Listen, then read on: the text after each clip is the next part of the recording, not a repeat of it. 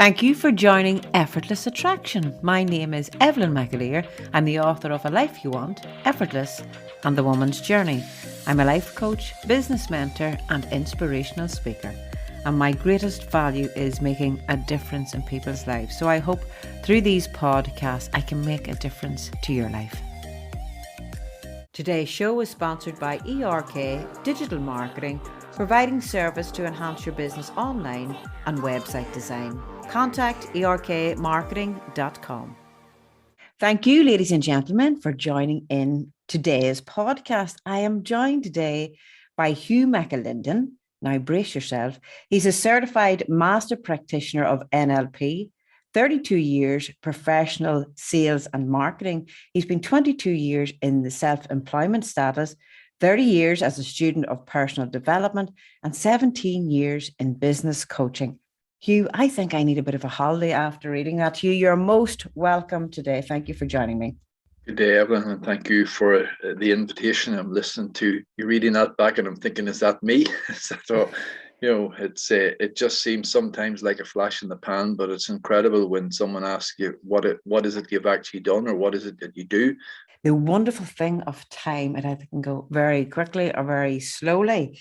Hugh, I want to talk to you today on today's topic about financial abundance. The overall name of the show is Effortless Attraction. For some people, it's effortless, is it, to attract financial abundance? And for other people, it's not so much the thing. I want to start off by saying you have been in the self-employment status or category for 22 years. Was that always a thought that you had, that it's easy for me to make money? I think, Evelyn, it goes back to perhaps younger days, and before understanding or being involved in the personal development arena, I had come to realize that everyone is setting goals for themselves, and usually without even giving it any thought.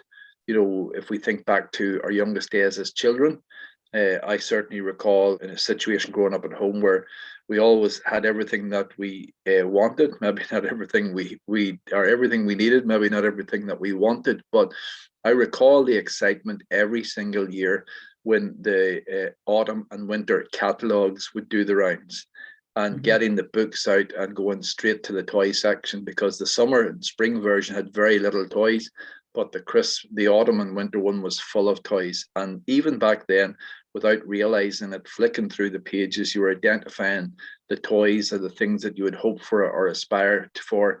And you'd say to your parents, Mummy, I hope Sandy brings me this. Little did we realize we were planting seeds in those early days, and setting goals and casting visions, picturing ourselves playing with those toys. And as I grew up and got more involved, and I started to think, even in my teenage years, about the type of house that I would like to live in, and the various different things, right through till finishing up. My very first job in sales was back in 1990. And I left the comfort, as it was thought in those days, of a very safe and secure job, which it would have been still there today, the company I worked for. But for me, it was just about barely paying its way. Usually at the weekend, I would run out of cash, tap my father for a few bob, and say, Daddy, I'll give it back to you when I get paid on Thursday. And that was the perpetual hamster wheel.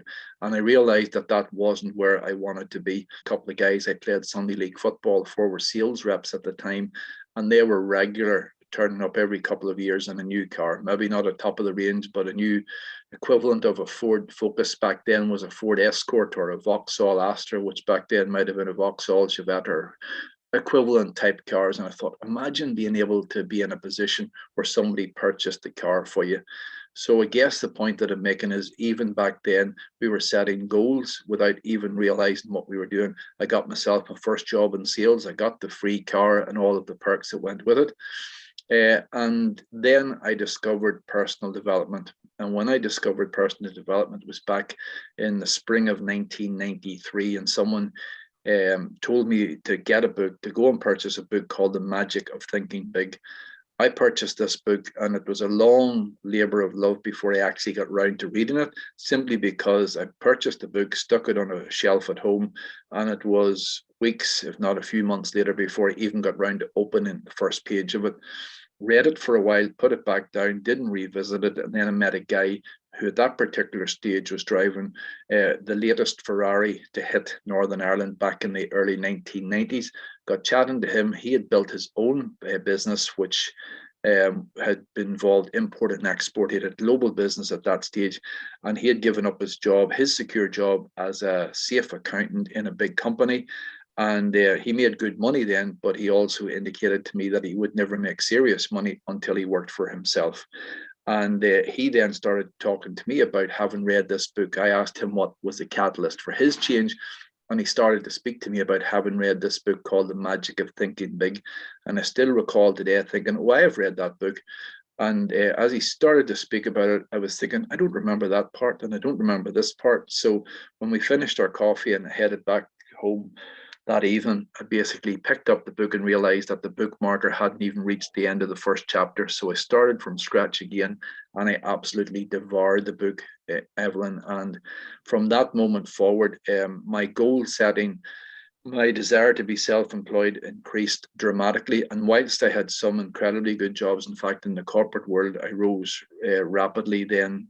I worked for one of Ireland's largest fresh fruit producers and worked my way up to become the national sales manager here in Northern Ireland, probably the youngest sales manager that the company may have ever had, but I attribute that to the books that I was reading and the people that I was spending time with.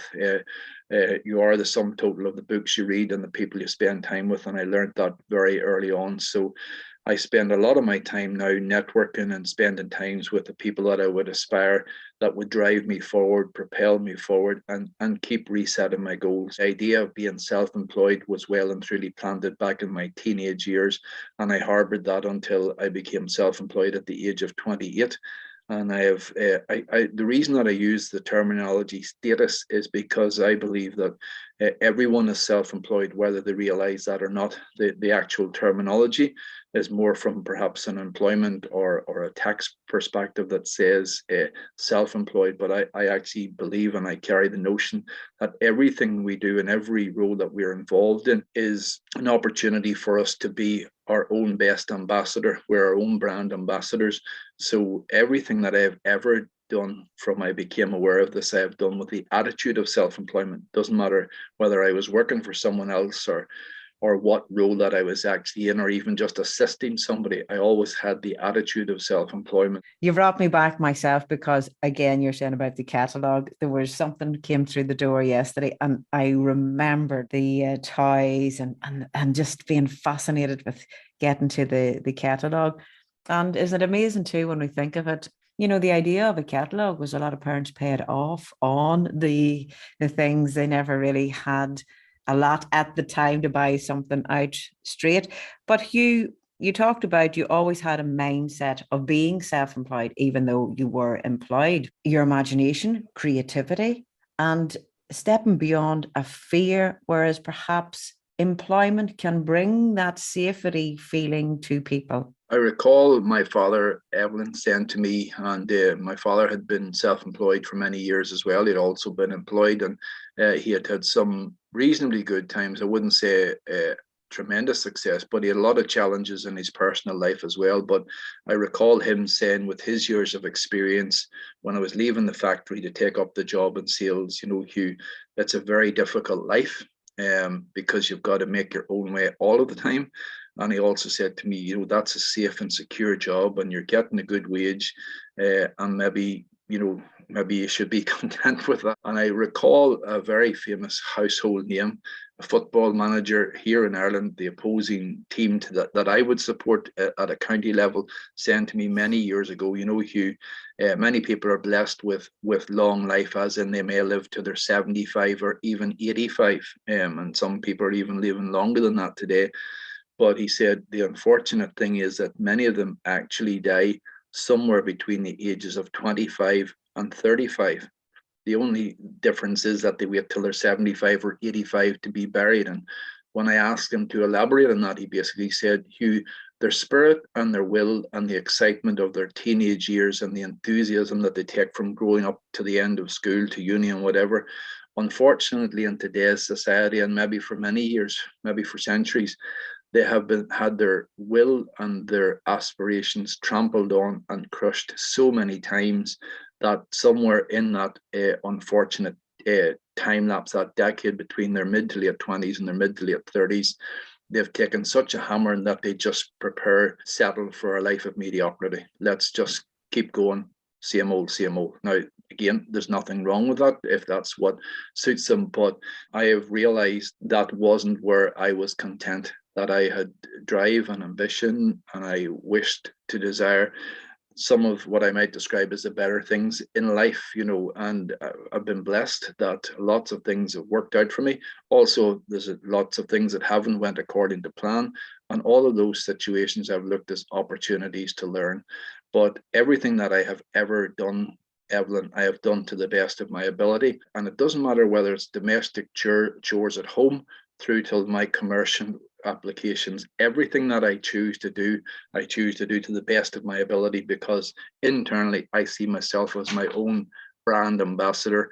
And I ask myself the question every day, how did I account for my stewardship today? As if I had a boss watching over me. Everything that I do, I bring an attitude that I want to do the best, because internally I want my subconscious and I want my mind to accept that everything I do to the best of my ability. Thanks, Hugh. Yeah, subconscious. That could be a whole show. I love the subconscious thinking. And I know that you're a big advocate for Dr. Joseph Murphy's book, The Power of Your Subconscious Mind. Do you believe that it's possible then that we can actually live a fulfilled life where you say that their spirit, their soul dies at 25, but they just wait till they're 75 until they're buried, where we simply exist in life for the illusion of being safe? Do you believe that it is possible then to be joyous, joyful, fulfilled on purpose and still be financially abundant in this life? So again, everything that I believe, that I've come to believe now, is down to attitude, and there are many people that are doing great jobs that are very meaningful and they're content within it. So I don't wish to be derogatory to someone who's doing whatever it is that they choose to be doing in life. They could be content in that role as well. However, there are many people out there that aspire to do something else or something different in life, or whatever the case might be. And if in the role that they're in at the moment, they're not content with, and they get into a bitch fest or a whinging fest with themselves or their boss or their employer or their colleagues or whatever, and I'm sure many people can relate to them, unfortunately, they're going to finish up staying stuck where they are forever and a day. So this is why I go back to this attitude of self-employment, Evelyn, and the determination to be your own brand ambassador. The moment you start to cut the baggage from wherever it is that you are and focus solely and completely on living out, picturing, visualizing the things that it is that you want to do, in fact, become completely absorbed in it. Doesn't matter what it is. It's also important, I feel, and I have developed this over a number of years and used it and applied it successfully. And I've now got a lot of people applying the same sort of principle, in that the simple stepping stones. So I set all of my goals in a 3-stage process. I set my things mentally. I know that my mind can accept the things that I know for sure we can do. So that's slightly out of comfort zone, but still I know that my mind can accept it. So therefore there's no conflict between the subconscious and the reality or the realization or materialization of what it is that I want. And every single time I set my goals in that format, I've got more success to celebrate. If I want to take it a stage further, I take it a stage further by, once I know I've got that acceptance of what I know I can definitely do, I then get my mind to expand ever so slightly by pushing itself onto the place that's going to take a wee bit of work, a bit of push, maybe to some extent, or effortlessly, as you say, but stretching the boundaries of where your mind can accept it, or say, no, that's too big a challenge for me. And it's important that if we want to achieve these things, that we get our subconscious working with us on every step of the road. So by firstly setting the goals that we know we'll definitely achieve, it's done and dusted. By setting the ones that are a bit of a stretch, our subconscious has already accepted that we can do the other one. So at a bit of a stretch, we can get to the other one. And ultimately, the goals of your wildest dreams. Picture in your mind's eye the thing that it is that you would ultimately love to achieve. And those 3 simple steps, Evelyn, you will find, and people will find, that if they apply this process time and time again, they will be astounded by the speed with which some of their wildest dreams can be achieved, because first of all, they've got their mind and their subconscious to accept what they know they can definitely achieve. They almost certainly can get their mind to accept and achieve the stuff that's slightly outside of their comfort zone. And ultimately, they can get their subconscious, and if you want to call it the universe or the law of attraction or God force or whatever people want to attach to it, I believe that the creative force that's alive in everything from the grass to the wind to the trees to everything will definitely attract you the stuff of your wildest dreams once your subconscious and once your soul is accepted that it's definitely out there and doable. Sometimes and frequently I find people who have read books like The Law of Attraction, who've read, the books with the simple steps, and they're still stuck there. You meet them 5 years later, you meet them a decade later, and they haven't moved on. And the reason that they haven't moved on, every single time when I drill down, I have found that what the problem is that they haven't accepted that they could actually achieve it, because they have set the goal by reading the book that's way beyond where the reasonable conscious thinking mind can accept it as acceptable. The watchman of the gate is the conscious mind. The subconscious mind is the part that allows things to happen. So by getting acceptance at the conscious level, then the subconscious will look after the rest of it. Great. Well, I have a scenario here, and it just came up this morning.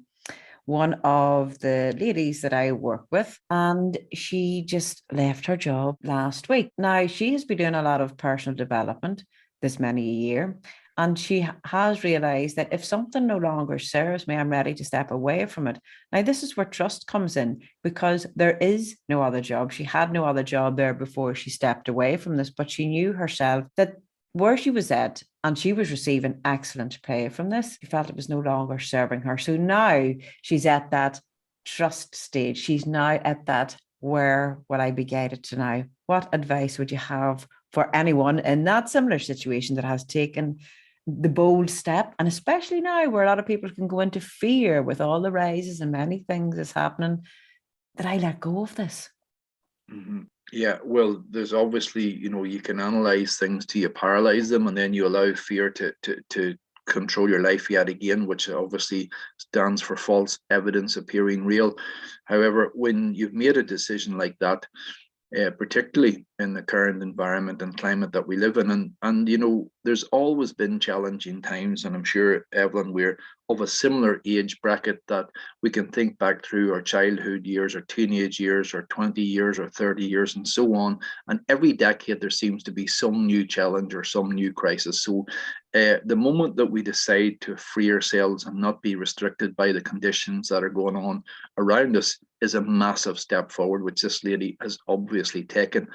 The next thing, and probably the key thing, is to identify what it is that you really desire to be doing with your working time, the time that creates that income stream for you. And if you've got something that you're passionate about, I would put the wheels in motion mentally. I'm going to say it, to attract in a relaxed format the things that is inside that strongest desire. Because if you wish to excel, and I know from conversations that you and I have had in the past, when we're in this certain arena, time is of absolutely no relevance. It passes within minutes. We don't see 20 minutes or half an hour or an hour going by, because we're engaged in what it is. The same thing could be said for professional sports people, mostly actors, and everyone who's fulfilling the role that they're passionate about. The time seems to just fly by. So if I was in that situation, I would be looking for opportunities that arise and sending out the signals inside the arena that she's choosing to pursue some form of career or make a living from. And I would suggest that certainly the other strong thing that you should be doing is networking. Terminology that's much older than any of us, perhaps as old as the hills, that says your net worth can be determined by the size of your network. So it's important that you're out and about. And even during times like lockdown, I was meeting lots of people on different Zoom calls and conference rooms, and keeping my mind active and meeting people at every opportunity I could in the business arena. And it's amazing how we attract things to ourselves if we're of a mindset to identify the things that it is that we desire to do. And by identifying those, Evelyn, perhaps the right phone call will come, the right email will come, the right text message from someone. The intuition that's out there will definitely attract to her the context that she needs to continue to work in the arena that's fulfilling her desire. Thank you, Hugh. Effortless attraction. I do believe that it is possible in our life to attract things into us without force. So give us a quick run through how you begin your morning, how you end your day, and allow, whatever's to unfold in between. So my mornings every single day in life, so when I describe my working week as in Monday to Friday and occasionally at the weekend, but definitely on a Monday to Friday, begins getting up between 6:30 and 6:45, and around about 8 o'clock when the normal house chores are done, is I set between a minimum of 15 minutes, but most mornings up to 30 minutes, I set aside for prayer, reflection, contemplation, and maybe even meditation. And inside that, when I do the relaxation, I'm allowing my mind to wander to the things that have come up on the previous day that may need addressing in the day that I'm now moving into. And as well as that, I continue to focus on my without giving it a lot of time. I just allow my mind to focus on the things that it is that I desire to come to pass, and perhaps the challenging situations that may have arose that may potentially be in the day ahead, that I picture a harmonious outcome to all of them. So I have my own mantra that I say, subconscious, please bring love, harmony, tranquility, and peace to this situation. And you know better than me the right answer or the right action that needs to take place, and I allow right action to take place. And every single time, Evelyn, every single time, things seem to work out in a harmonious fashion. And the other thing that I do throughout the course of the whole day, right till I'm heading to bed at night, is that I focus on any time that my mind gets an opportunity when it's not engaged in whatever my working practice is, in its idle moments, I'm again picturing in my mind's eye the things of my wildest desires. And it's amazing again how quickly those things come together. Yeah. And as we all know, Hugh, everything in this life is an experience. It's all an experience. If you want to experience the Ferrari, go for it. If you want to experience the business class flights, do it. If you want to experience the house, experience it. You're never going to hold anything or take anything with you whenever you depart this life. But I know on a previous conversation that we had said, you have experienced life where you have had little money, and you've experienced life where you have had a lot of money, and you know which one you prefer. That about sums it up, Evelyn. So even today, when I chat to people, I know that being financially abundant puts us in a position to make a lot of easier decisions that would be much more challenging to make without that financial abundance. And perhaps I'm going to leave you with this thought. Many people are either chasing or searching the idea of being, so wealthy that they could be classed as a millionaire, a billionaire, or gazillionaire, whatever the case might be. And I come to realize a number of years ago what I now define as the attitude of abundance, and that's having more than enough for whatever desires come your way at that particular time. So, and that happened to me a number of years ago. I was speaking at a conference over in the northeast of England in Sunderland. I was just home from my summer holidays, and I was sitting chatting with the people that I was speaking for. I was having dinner with them before the event was on, and there was maybe 8, 9, 10 people at the table, and the conversation came up that it was the end of the month. I found myself engaged in the conversation very quickly when people were taking money from one bank account or deciding who was getting paid because they needed to pay other essential bills or whatever the case might be. And it occurred to me that day, Evelyn, that I knew the day of the week, but what I wasn't aware of was the time of the month, because I had more than enough in my bank accounts to cover whatever bills were potentially going to come out.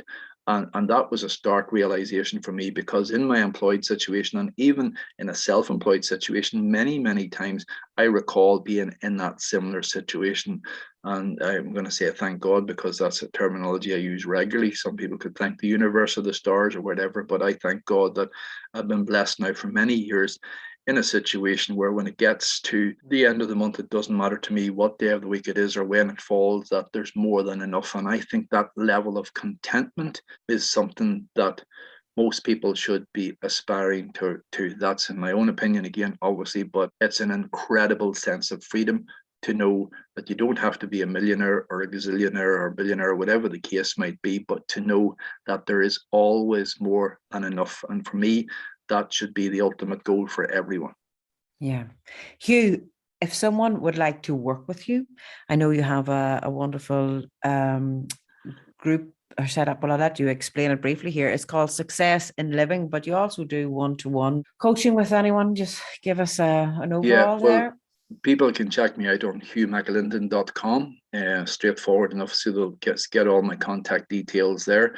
I've also been working progressively over a decade now on a concept that I call success in living, and live the life that you were born to live. And that's about bringing like-minded people together on a regular basis to hold themselves to account, to ensure that they achieve the stuff of their wildest dreams, if that's what they desire to do. So the Success in Living platform is just getting underway, even though I've been harboring, working away in the background for quite some time. But there's some information on successinliving.com if they want to check it out. So, but they'll get in touch with me for sure on hughmcalinden.com, Evelyn. And if they reach out to me, I'll get back to them just as soon as I possibly can.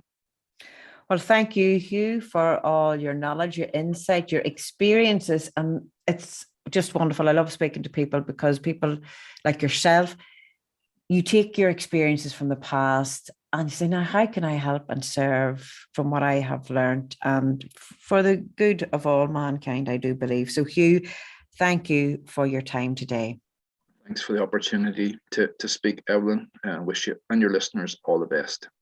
Today's show is sponsored by ERK Digital Marketing, providing service to enhance your business online and website design. Contact erkmarketing.com.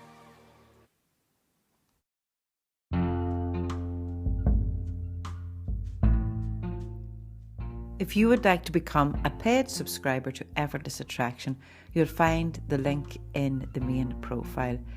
Every subscription makes a difference to my life, and you'll also receive exclusive podcasts. Thank you so much for your continued support.